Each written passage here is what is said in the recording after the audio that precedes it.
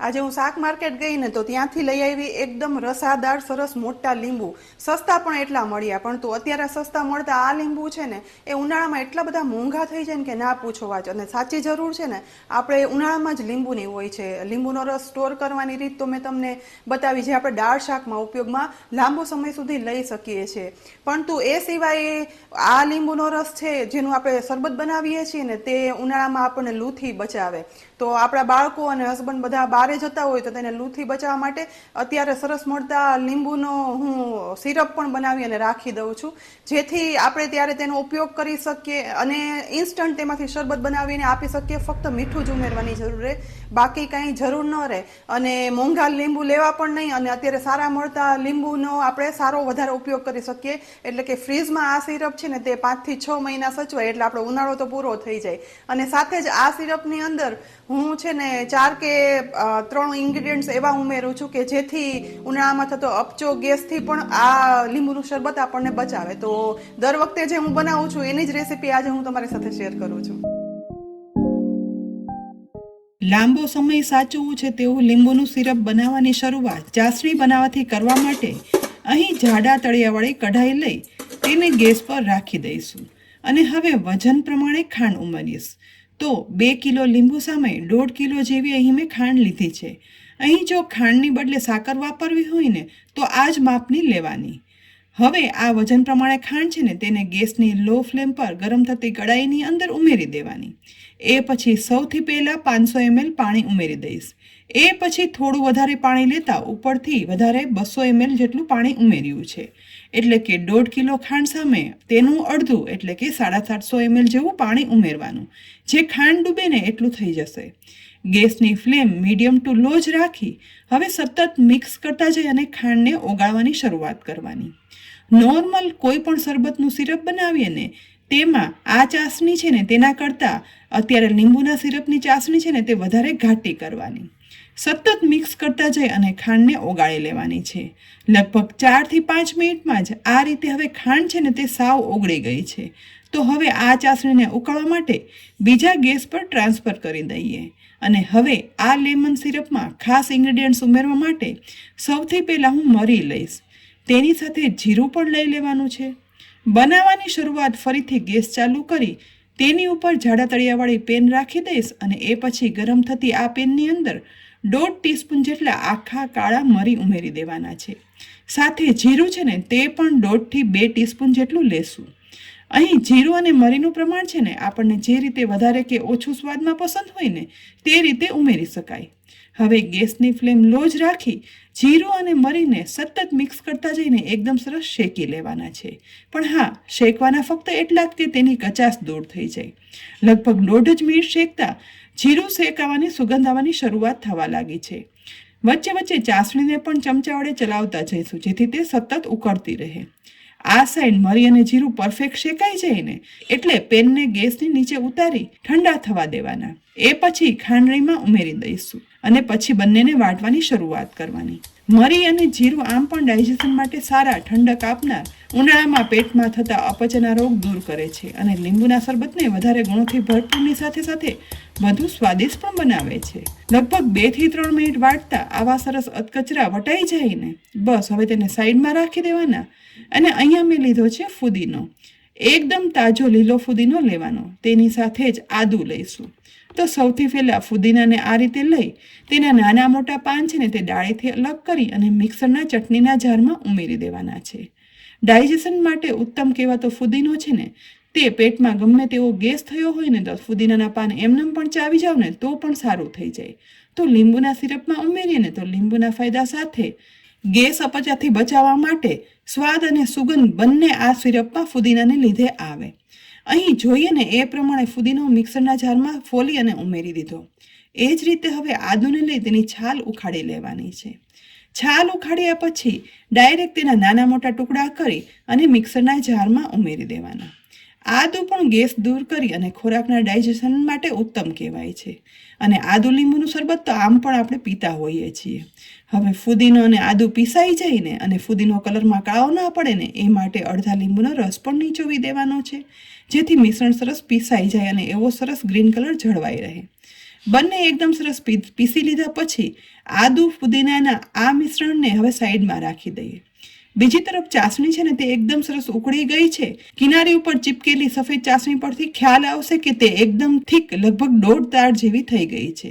અહીંયા ચાસણી આંગળી વડે ચેક કરતા એક તાર આખો બની અને બીજો તાર છે ને તે બની અને તૂટી જાય છે. બસ આવી 1.5 તારી ઘાટી ચાસણી થાય ને એટલે ગેસ બંધ કરી ચાસણીને ગેસ પરથી નીચે ઉતારી લેવાની. અહીંયા આપણે સિરપ બનાવવા માટે 1.5 તારી ચાસણી એટલા માટે લેવાની કારણ કે શરૂઆતમાં તે ઠંડી પડશે ને તો ખાંડ થવાની શરૂઆત થશે, પરંતુ લીંબુનો રસ આપણે ઉમેરશું ને એ પછી છે ને એ પાછી લિક્વિડ થઈને 1 તારી થઈ જશે. અને આટલી જાડી ચાસણી આપણે લીધી હોય ને તો બનેલું સિરપ છે ને એ ફ્રીજમાં તો લાંબો સમય સારું રહેવાનું જ છે, પરંતુ ક્યારેક 2-4 દિવસ બારે રહી ગયું હોય ને આ સિરપ તો પણ ખરાબ થવાનો કે ફૂગ લાગવાનો ડર ન રહે. માટે યાદ કરી અને ચાસણી છે ને તે 1.5 તારી જ લેવાની. અને ચાસણી ગરમ છે ને ત્યારે તેમાં 1 થી 2 વસ્તુ ઉમેરી દઈએ. તો ગરમ ચાસણીની અંદર સૌથી પહેલા આપણે ઉમેરવાનું છે ક્રશ કરેલું આદુ અને ફુદીનો. આ ગરમ જ હોય ને ત્યારે ઉમેરી દેવાનું, જેથી તેની ફ્લેવર છે ને તે એકદમ સરસ બેસી જાય અને આદુ ફુદીનાની કચાશ પણ દૂર થઈ જાય. સાથે સાથે તેમાં ઉમેરી દઈશું વાટેલું જીરું અને મરીનો પાવડર, જેનાથી એકદમ સરસ સ્વાદ અને સુગંધ પણ આ લીંબુના સિરપમાં બેસી જશે અને સિરપ છે ને તે એકદમ ફ્લેવરફુલ બની અને તૈયાર થશે. બધું ચલાવી અને ચાસણીમાં મિક્સ કરી દેવાનું. તમે કહેશો કે લીંબુનું સિરપ બનાવવું છે, હજી આપણે લીંબુનું તો કંઈ ના કર્યું. તો આ બધું બરાબર મિક્સ થઈ જાય ને એ પછી હવે આપણે લીંબુને આ રીતે લઈ ચપ્પુ વડે 2 ટુકડામાં કાપી લેવાના છે. અત્યારે લીંબુ એકદમ સરસ આવે છે અને એકદમ રસાદાર પણ હોય છે, એટલે આ સમયે આપણે લીંબુનું સિરપ બનાવી અને રાખી દઈએ ને તો સસ્તુની સાથે સાથે સારું પણ બની અને તૈયાર થાય છે. અને ફુદીનો અને આદુ આપણને બધાને ખ્યાલ છે કે એ પણ કેટલા સરસ મળે છે. તો ધીમે ધીમે કરી અહીંયા બધા લીંબુના સરસ ટુકડા કરી લીધા પછી એક મોટું બાઉલ લઈ તેની ઉપર મોટી ગરણી રાખી દેવાની અને લીંબુનો રસ નીચોવાનું મશીન લઈ લીંબુનો એક એક ટુકડો તેમાં ઉમેરતો જઈ અને રસ કાઢી લેવાનો છે. નીચે ગરણી રાખવાથી બીજ રસમાં પડવાની ઝંઝટ નહીં રહે. 2 લીંબુના છોડા પણ આ રીતે સાથે ભેગા કરી પ્રેસ કરીને રસ કાઢી લેવાનો, કારણ કે લીંબુમાં રસ સરસ હોય ને તો બને એટલા લીંબુના રસનો આપણે ઉપયોગ કરી શકીએ. અહીંયા આ રીતે બધા લીંબુનો સરસ રસ કાઢી અને તૈયાર કરી લીધો છે.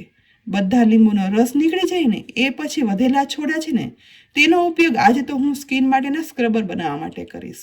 તમે આ લીંબુના છોડાનો શું ઉપયોગ કરો છો ને તે ચોક્કસથી મને કોમેન્ટ બોક્સમાં લખીને કહેજો. અહીં બધો લીંબુનો રસ સરસ ગળાઈ બનેલો લીંબુનો રસ છે ને જે 1.5 લીટર બન્યો છે. આ લીંબુના રસને લઈ બીજી સાઈડ ચાસણી જુઓ એકદમ ઠંડી નહીં પરંતુ સતપ થઈ ગઈ છે. ઉપર એક લેયર પણ બાજી ગયું છે. ટૂંકમાં આ લીંબુ સિરપ સ્ટોર કરવા માટે ચાસણી કેટલી થીક જોઈએ ને એ તમને જોઈને જ ખ્યાલ આવી જશે. આ ચાસણી સતપ ગરમ હોય ને ત્યારે જ લીંબુનો રસ ઉમેરી દેવાનો. ક્યારેય પણ ગરમા ગરમ ચાસણી હોય ને ત્યારે લીંબુનો રસ નહીં ઉમેરવાનો. બધો લીંબુનો રસ ઉમેરી દીધા પછી ચાસણીમાં આ લીંબુના રસને ધીમે ધીમે કરી અને મિક્સ કરવાનો છે. શરૂઆતમાં તો એમ લાગશે કે આ ચાસણીમાં લીંબુનો રસ કેમ મિક્સ થશે, પરંતુ જેમ જેમ ચલાવતા જશો ને તેમ ચાસણીની અંદર લીંબુનો રસ સરસ મિક્સ થઈ એક રસ અને થોડું એવું પતલું એટલે કે નોર્મલ કોઈ પણ શરબતનું સિરપ હોય ને તેવી કન્સિસ્ટન્સીનું આ લીંબુનું સિરપ બની અને તૈયાર થઈ જશે. ઉમેરેલા બધા મસાલાના કારણે કલરમાં થોડુંક ડાર્ક પણ થઈ ગયું છે, પરંતુ આ મસાલાથી જ આ લીંબુના સિરપની ઓરિજિનલ ફ્લેવર આવે છે. હવે આ સિરપ ઠંડુ થઈ ગયું છે તો એક મોટા તપેલા ઉપર મોટી ગરણી રાખી આ સિરપને ગાળી લેવાનું છે, કારણ કે આપણે તેમાં ઉમેરેલા મરી, જીરું, આદુ, ફુદીનો છે ને તે બધા અધકચરા વાટી અને ઉમેર્યા હતા. આ રીતે બધું ગળાઈ જાય ને એટલે એકવાર ચમચા વડે ચલાવી અને બનેલા ચાસણીને સાવ એકદમ ગાળી લેવાની છે. ઉપર તરફ જોઈ શકાય છે કે ઉમેરેલા મસાલા છે ને તે અલગ થઈ ગયા છે, જેની બધી ફ્લેવર છે ને નીચે સિરપમાં બેસી ગઈ છે. તો તેને અલગ કરી લઈશું અને એ પછી બનેલા આ સિરપને સ્ટોર કરવા માટે કાચની બરણી કે મોટો જાર લેવાનો અને તેમાં આ સિરપ ધીમે ધીમે કરી અને ભરી દેવાનું છે.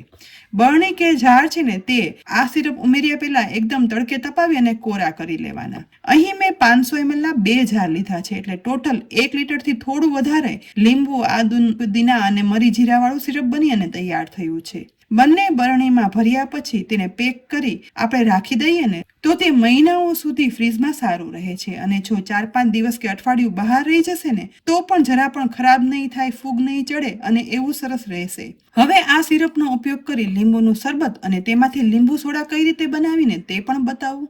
તો ગ્લાસ અહીં મેં 2 લીધા છે. એકમાં આપણે સાદું શરબત બનાવશું અને એકમાં સોડાવાળું શરબત બનાવશું.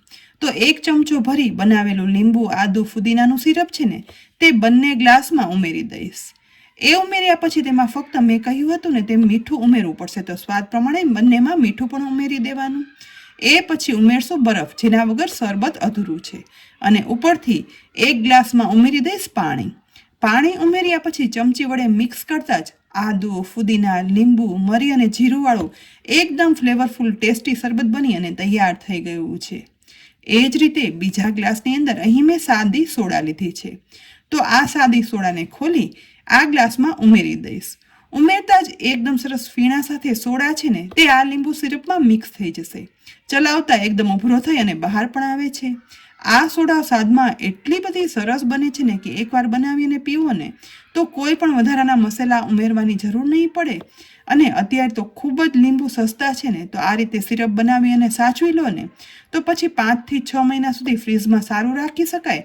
અને ઉનાળામાં તમે શરબત બનાવીને પીવો કે સોડા, મેક્સિમમ તેનો ઉપયોગ કરી શકીએ અને તેના ફાયદા પણ મેળવી શકીએ. તો ફ્રેન્ડ્સ, ખૂબ જ ઉપયોગી આ રેસીપી અત્યારે જ જોઈ અને આ સિરપ ચોક્કસથી બનાવી લેજો. અને રેસીપી ખરેખર ઉપયોગી લાગી હોય ને તો તમારા સગા સંબંધીમાં શેર પણ કરી દેજો, જેથી તેના ફાયદા તે લોકો પણ મેળવી શકે. અને આ રેસીપી તમને ઉપયોગી લાગી હોય ને તો આ વિડીયોને લાઈક કરી અને શેર કરી દેજો.